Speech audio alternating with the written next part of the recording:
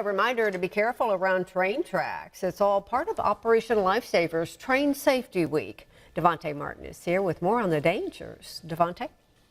Jennifer, C Tracks Think Trains Week is this week. Officials say incidents involving trains happen far too often, and many are preventable.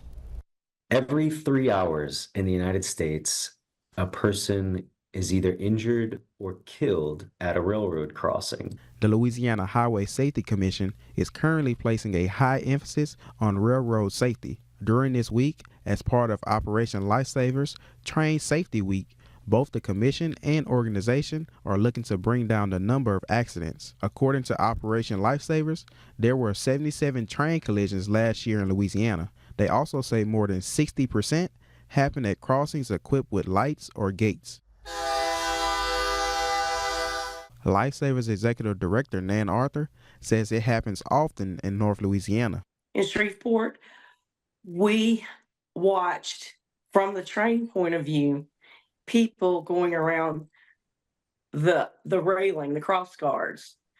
Those people were ticketed. I'm not sure how many, but that happened all around the state, all around the country. Arthur also says vehicle breakdowns lead to a lot of accidents. She shared a tip for those who may experience one near a train. Say you're driving a big truck, even a regular car, and you stalled, you get out of your car, you call that number, leave your vehicle, and then you call 911. As part of the campaign, the commission is encouraging everyone to wear red on Friday to remember those hurt or killed at train crossings.